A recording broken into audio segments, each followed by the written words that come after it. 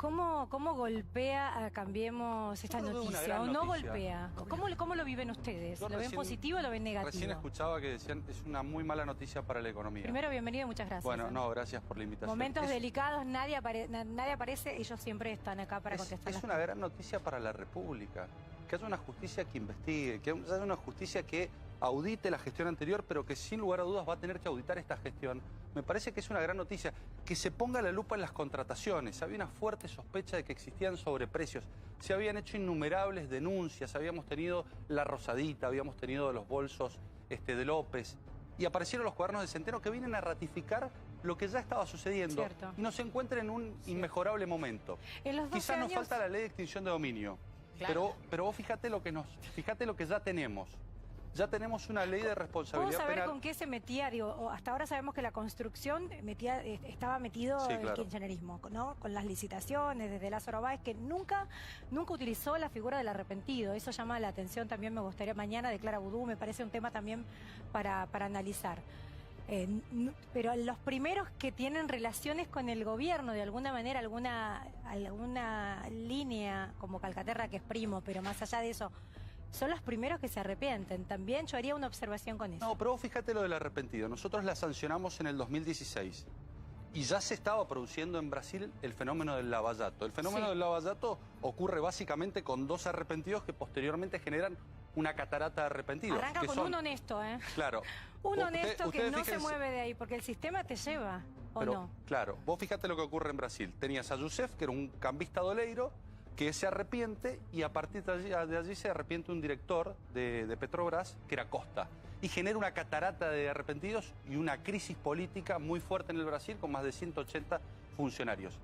Nosotros la aprobamos, queríamos que fuera una delación premiada con la del Brasil, como la de Brasil, que tenía determinados requisitos. Por ejemplo, en Brasil... Pero hablemos de esto, porque a mí me parece que el tema del día es que Calcaterra declaró, está imputado en la causa, y siempre fue como el talón de Aquiles del presidente, que siempre se lo tiraban por la cabeza. Cada vez que salían con algo, el kirchnerismo le recordaba que no hable porque tiene un primo que está en lo mismo. Bueno, se somete a la justicia. Esta vez se comprueba. Lo que pasa es que lo que hace Calcaterra es someterse a un proceso, reconocer, porque el arrepentido, y esto es importante decirlo, no es un testigo, no va a la causa a testimoniar en calidad de informante. Pero no, está imputado. Él reconoce su culpabilidad. A ver, a nosotros nos tocó trabajarle en diputados y desde el comienzo hubo una altísima resistencia, porque claro está, como es un proceso civil autónomo que no se rige por las reglas del proceso penal, vos podés ir para atrás.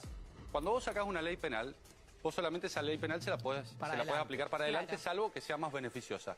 En el caso de los procesos de extinción de dominio, como son civiles, vos podés revisar el pasado. Entonces vos podés extinguir el dominio. Diputado, perdón, no hay una mirada corporativa de la política. No querer levantar la mano y quedarse con los bienes de la corrupción, de que devuelvan la plata. Pero fíjate que nosotros la aprobamos con las dos manos. Ese es el objetivo de la ley de extinción, que se devuelva la plata. El Estado no puede ser garante de la propiedad privada de las organizaciones criminales. Operen dentro del Estado, operen fuera. Digo, no hay derechos adquiridos cuando esa propiedad fue adquirida producto de un negocio de la corrupción. ¿Quiénes son los que se negaron? El kirchnerismo, por ejemplo, se opuso sistemáticamente. ¿Ustedes están de acuerdo con la ley de extinción de dominio? Sí, claro, la aprobamos, la trabajamos, Cambiemos y el Frente Renovador. Lo que sucede es que cuando vos vas al Senado, la composición de diputados no vuelve a tener el mismo grado de composición en el Senado. O sea, no tiene una número mayoría en el Senado. ¿En el Senado tiene número el kirchnerismo? Exactamente. Me dejás, yo entiendo lo que dice el diputado, Pamela,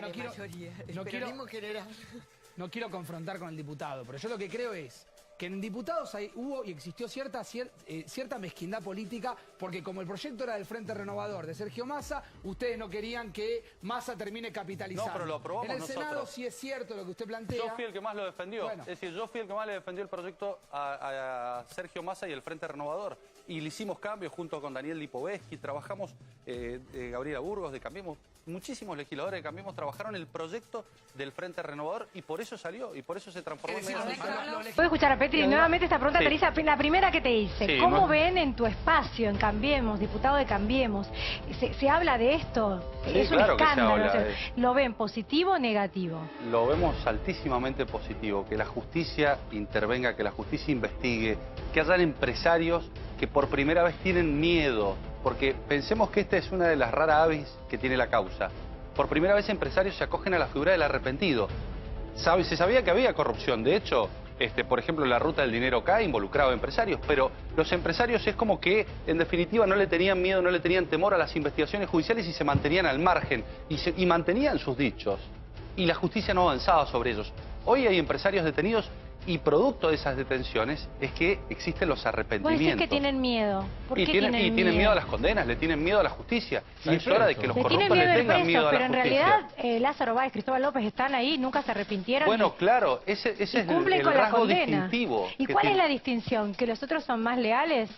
Bueno, es que los otros eran parte de esa asociación ilícita y estos eran empresarios que se sometían a las reglas de juego de las contrataciones públicas. No, tampoco son víctimas, porque planteado claro, parece no son víctimas. No. Que son el cohecho tiene una figura activa y una figura pasiva. No, el cohecho tiene una figura activa y una figura pasiva. El cohecho requiere un funcionario público y un empresario que corrompe el funcionario público. ¿Estamos de acuerdo? Claro, exactamente. El tema es que vos no podías llegar a romper los pactos de silencio de las organizaciones criminales, de esas asociaciones ilícitas, porque nadie de adentro, no habían centenos que describieran cuál era el mecanismo, la operación. Entonces a la justicia le costaba muchísimo. Hoy un tipo describe desde adentro no la operación financiera, sino la ruta del dinero. Y con esa descripción basta para que muchísimos empresarios tengan miedo y se sometan a la investigación. Todos los que se someten al programa, todos los que piden, todos los que piden ser arrepentidos, los que piden ser arrepentidos, los cuatro que piden ser arrepentidos automáticamente cuando se les acepta el pedido, cuando el fiscal le acepta el pedido, lo eleva al juez para que lo homologue.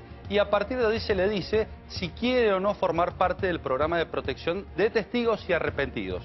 Si forma parte del programa de protección de testigos y arrepentidos, tiene que cumplir determinadas condiciones para que se le garantice su protección, porque de lo contrario, el Estado no puede asumir la protección si la persona que es custodiada no cumple determinados recaudos y requisitos. Y hasta ahora, ¿cuál?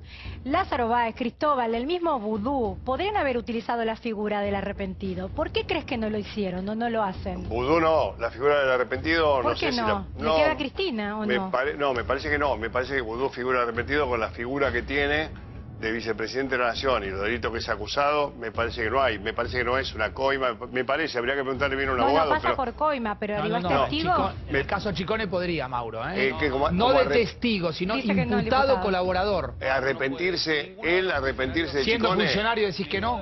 No, que haya sido o es por eso. Sujeto ¿Cómo a juicio, Petri otra vez? Porque no se lo escucha. Ninguno de los funcionarios que haya sido o es sujeto a juicio político puede someterse a la figura del arrepentido. Por eso debido tampoco podría sujetarse a la figura del arrepentido. Ya no es ministro, pero fue un funcionario que en su momento estaba sometido al proceso de juicio político. Uno tampoco tiene esa opción, por la ley.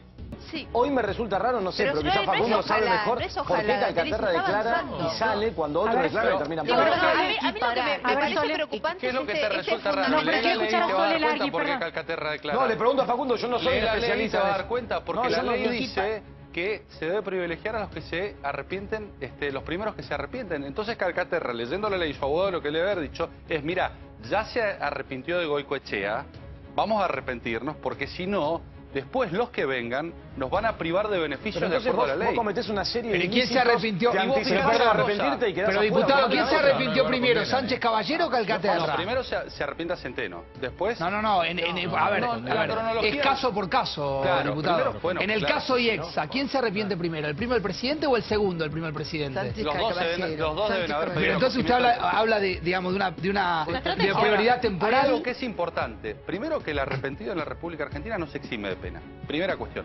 Segundo, que tiene que aportar datos completos y verosímiles. No alcanza con decir, che, voy, me arrepiento, le digo al juez que me reduzca la pena, reconozco. No, tiene que aportarle datos al juez que permitan el esclarecimiento del delito, que digan, mire, la plata la depositamos acá, la sacamos de acá. Digo, que permita avanzar hacia las cabezas. Y tercero, y lo más importante, es que el que miente, siendo arrepentido, no quede impune, porque tiene incluso una pena mayor que la que le podría haber correspondido por el delito que se le imputa. Las penas que se establecieron Otra vez, diputado, me parece muy importante.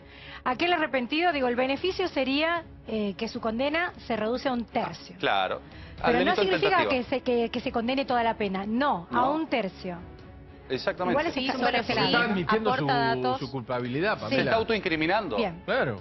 Esos serían los beneficios al margen de reconocer el acto de corrupción. El patrimonio, diputado... Lo otro que se lo exime de prisión. ¿Por qué? Porque para que vos dictes la prisión preventiva tiene que existir o peligro de fuga o peligro de entorpecimiento. El arrepentido ni se va a fugar ni va a entorpecer, porque justamente lo que quiere es colaborar con la investigación. Con lo cual, siempre que te arrepientas, prácticamente tenés la exhibición de prisión en la mano. En el supuesto caso de que aporten datos que no son ciertos, que se demuestre que son falsos, ¿qué podría llegar a pasar con una este pena de 4 a 10 años. Es decir, el que aporta datos maliciosos paga pena, digo. Obvio. No, a ver, no queda libre de culpa y cargo.